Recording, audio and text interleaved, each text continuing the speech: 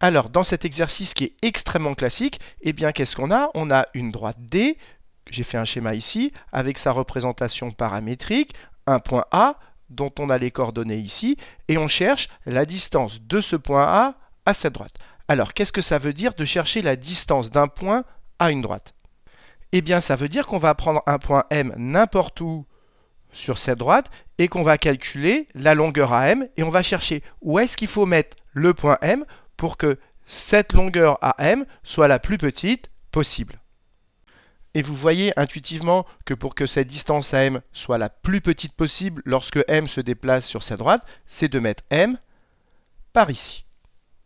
Et la distance qu'on a ici, c'est la distance du point A à la droite D, parce que c'est là où la distance entre A et un point de la droite est la plus petite possible. Donc premièrement, comprendre ce que c'est que la distance d'un point à une droite, c'est là où la distance est la plus petite possible. Et c'est ce qu'on va calculer maintenant par deux méthodes différentes. Première méthode, on va utiliser les fonctions. Et ensuite, on va utiliser une deuxième méthode complètement différente. On va utiliser une méthode purement géométrique. Voilà ce qu'on va faire maintenant. Alors maintenant qu'on a expliqué le problème, appuyez sur pause, cherchez bien cet exercice, puis seulement après avoir cherché, regardez la correction.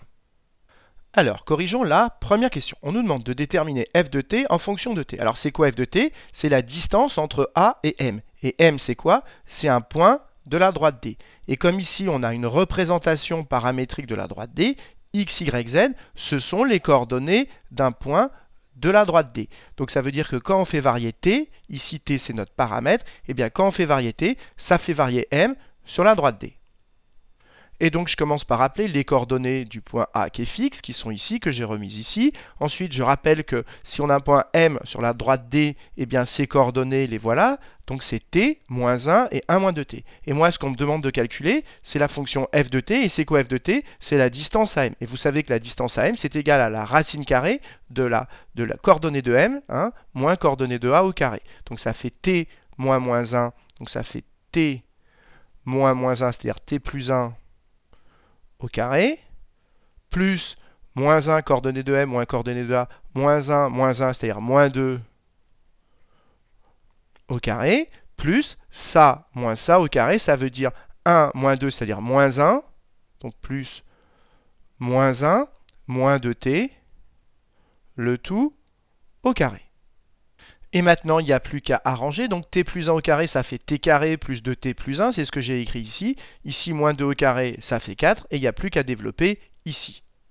Alors pour développer rapidement ici un carré, je voudrais rappeler une règle de calcul qu'on utilise souvent. C'est que vous preniez moins x au carré et x au carré, c'est la même chose. Donc ici, au lieu de prendre moins 1, moins 2t au carré, comme il y a beaucoup de moins, eh bien on prend l'opposé.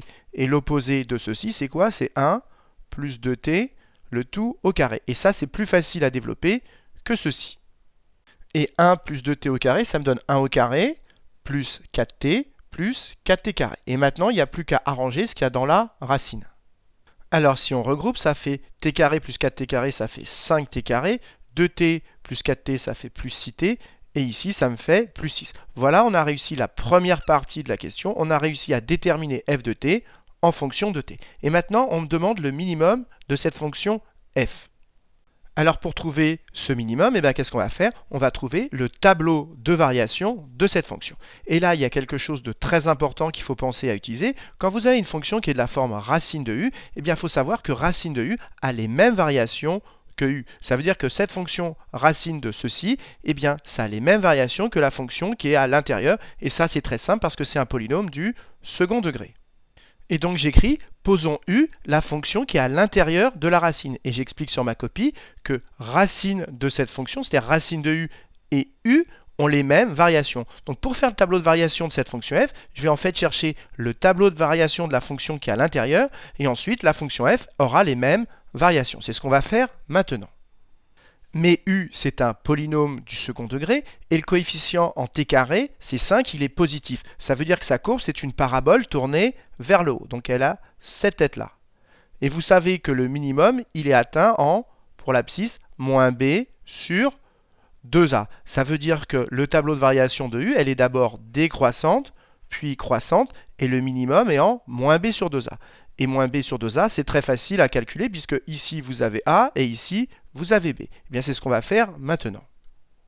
Et donc, on peut dresser le tableau de variation de u, puisque je répète, comme c'est un polynôme du second degré, que le coefficient en t carré est positif, je le rajoute devant, comme a il vaut 5 et qu'il est strictement positif, eh bien u, sa courbe c'est une parabole tournée vers le haut, donc elle est d'abord décroissante, puis croissante. Et pour savoir là où ça change, où les variations changent, eh bien c'est en moins b sur 2a, et donc comme b vaut 6, ça fait moins 6 sur 2 fois a, c'est-à-dire 2 fois 5, 10, ça fait moins 6 sur 10, ça fait moins 0,6. Donc les variations changent à moins 0,6. Et pour trouver ce tableau de variation, j'ai pas eu besoin de dériver cette fonction. J'aurais pu, hein, c'était possible, mais j'ai pas eu besoin. Comme c'est un polynôme du second degré, je le répète encore une fois, sa courbe est tournée vers le haut, donc c'est décroissant puis croissant, et ça change à moins b sur 2a.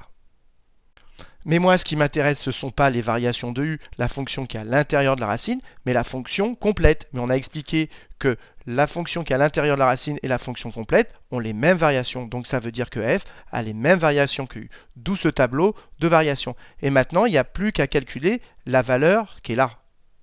Et pour trouver la valeur qui est là, c'est extrêmement simple. Il suffit de remplacer t par moins 0,6 dans f. Donc vous remplacez ici t par moins 0,6, c'est-à-dire que vous calculez f de moins 0,6 avec votre calculatrice et vous trouvez racine de 4,2, vous pourrez le vérifier. Et donc ici, la valeur qui est là, c'est racine de 4,2. Et maintenant, il n'y a plus qu'à comprendre ce qu'on a démontré. Eh bien, on a démontré que cette fonction f, son minimum, c'est racine de 4,2. Il ne faut pas oublier que la fonction f, c'est quoi? C'est la distance AM, cette distance-là. Donc en fait, on a démontré que cette distance est la plus petite possible lorsque t vaut moins 0,6 et que dans ce cas-là, cette distance, elle vaut racine de 4,2. Donc ça veut dire que la plus petite des distances possibles entre A et un point de la droite D, c'est racine de 4,2. Ça veut dire donc que la distance entre le point A et la droite D, c'est racine de 4,2. C'est ce que j'ai écrit ici et qui termine la méthode 1. Alors, dans la deuxième méthode, on va recalculer cette distance, mais d'une manière complètement différente.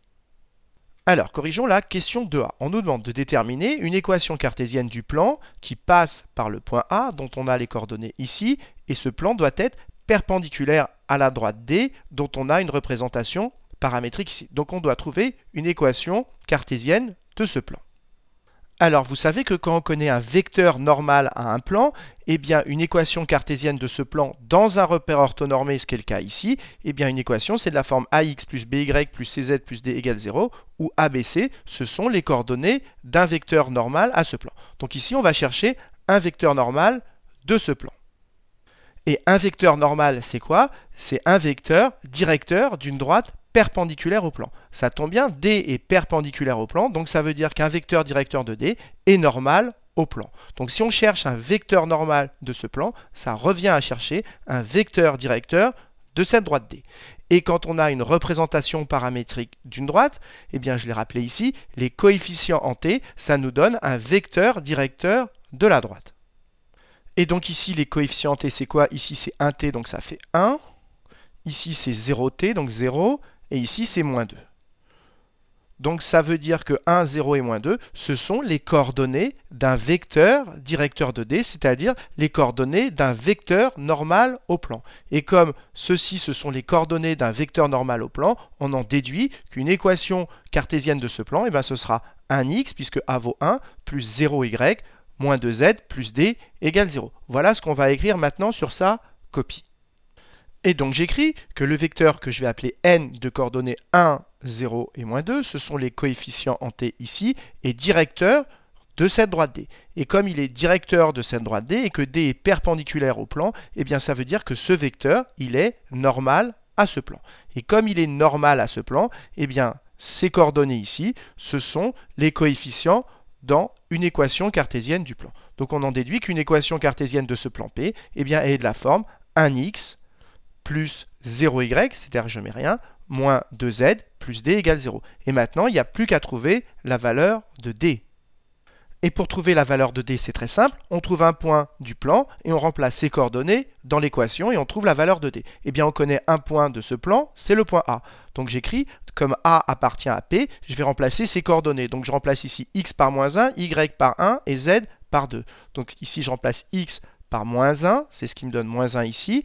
Y n'apparaît pas dans l'équation, donc il n'y a rien à remplacer. Et je remplace z par 2. Donc ça me fait moins 1, moins 2 fois 2, ici c'est mon z, plus d égale 0. Ici ça fait moins 5, donc moins 5 plus d égale 0, on en déduit que d vaut 5. Et donc j'ai plus qu'à remplacer d par 5, et donc une équation cartésienne de P, c'est x moins 2z plus 5. Voilà qui termine la question 2A. Alors corrigeons la question 2B, on nous demande de trouver les coordonnées du point d'intersection de cette droite D avec ce plan, c'est-à-dire les coordonnées de ce point qu'on appelle H. Eh bien, c'est très simple, H, il est sur cette droite, donc ça veut dire que ces coordonnées vérifient ce système. Mais H, il est également sur ce plan, ça veut dire que ces coordonnées vérifient cette équation. C'est pour ça qu'on écrit que les coordonnées de H doivent vérifier cette équation que j'ai réécrite ici et ce système que j'ai réécrit ici. Et donc, on doit résoudre ce système. Et pour le résoudre, là encore, c'est très simple. Regardez, il suffit de remplacer ici x par t, y ici, mais il n'y en a pas, par moins 1, et z par ceci. Et du coup, en remplaçant x par t et z par 1 moins 2t ici, on va avoir une équation uniquement avec des t. C'est ce que j'ai fait ici. Et maintenant, il n'y a plus qu'à trouver la valeur de t. Et une fois qu'on l'aura, on la remplacera ici et là pour trouver les coordonnées x, y et z. Alors, si on arrange ici, moins 2 fois moins 2t, ça fait plus 4t, plus 1t, ça fait 5t. Et ici, il reste moins 2 plus 5, ça fait plus 3. Et si vous calculez la valeur de t ici, ça fait 5t égale moins 3. Autrement dit, t égale moins 0,6. Et ensuite, il n'y a plus qu'à remplacer cette valeur moins 0,6 ici et là. Et vous trouvez que x donc vaut moins 0,6, y vaut moins 1 et z vaut 2,2. Et ces coordonnées ici, ces nombres ici, ce sont les coordonnées du point H. Voilà qui termine la question 2B. Alors, corrigeons la question 2C. On nous demande de conclure. Eh bien, il suffit de comprendre ce qu'on a démontré. Alors, reprenons notre schéma. On a notre droite D qui est perpendiculaire au plan et le point H qui est à l'intersection de cette droite D et de ce plan. Ça veut donc dire, comme cette droite est perpendiculaire au plan, ça veut dire que ce triangle AMH, il est rectangle en H. Et comme la longueur AM dans ce triangle rectangle, c'est l'hypoténuse, eh bien la longueur AM est toujours supérieure ou égale à la longueur H lorsque M se balade sur la droite D. On a donc démontré que cette longueur AM, elle est toujours supérieure ou égale à la longueur H. Et elle est minimum lorsque M est en H. Donc ça veut dire que comme la distance entre le point A et la droite correspond à la distance minimum, eh bien la distance entre ce point et cette droite, ça correspond à la distance entre ce point et H. C'est ce que j'ai écrit ici sur ma copie. Et donc j'écris que le triangle AMH, il est rectangle en H. Et donc la longueur AM est minimum lorsque M est en H. Et comme je connais les coordonnées de H que j'ai ici et que je connais les coordonnées de A, eh bien cette longueur à H, je peux la calculer. La longueur à H, c'est la racine carrée et on fait la différence entre les coordonnées de H et les coordonnées de A. C'est ce que j'ai écrit ici. Donc ça fait moins 0,6 moins moins 1, moins 1 moins 1 et ici 2,2 moins 2 à chaque fois au carré. Voilà ce que ça me donne. Et si vous calculez cette quantité, eh bien vous trouvez racine de 4,2, exactement ce qu'on avait trouvé dans la première méthode. Ça veut donc dire que la distance du point A à la droite D, eh bien c'est la distance de A à H, c'est-à-dire que cette distance entre ce point A et la droite D, eh bien elle vaut racine de 4,2. Voilà qui termine la deuxième méthode, c'est-à-dire la question 2C. Alors, qu'est-ce qu'il faut retenir de cet exercice? La première chose à retenir, c'est de comprendre la notion de distance d'un point à une droite. Et c'est quoi la distance d'un point à une droite? C'est la plus courte des distances entre ce point et un point M qui se balade sur sa droite. Voilà la première chose à comprendre. Et pour trouver la plus courte de ces distances à M, on a utilisé deux techniques. Première méthode, on a utilisé la fonction qui correspond à la distance à M et on a cherché son minimum. Et deuxième méthode, on a utilisé la géométrie. Qu'est-ce qu'on a fait? On a construit un plan qui passe par le point A et qui est perpendiculaire à la droite et on a trouvé l'intersection de ce plan avec cette droite. Ça nous a donné le point H. On a vu que ce triangle était rectangle en H et donc AM est minimum lorsque M est en H. Et ça veut donc dire que la distance de ce point-là à cette droite, ça correspond à la distance entre ce point et ce point H, dont on avait calculé les coordonnées. Voilà comment on a fait pour la deuxième méthode, et voilà ce qu'il faut retenir. Alors cet exercice, il est extrêmement classique, donc si vous avez eu du mal à le faire, il est extrêmement important que vous le refassiez seul, mais cette fois-ci sans regarder la correction.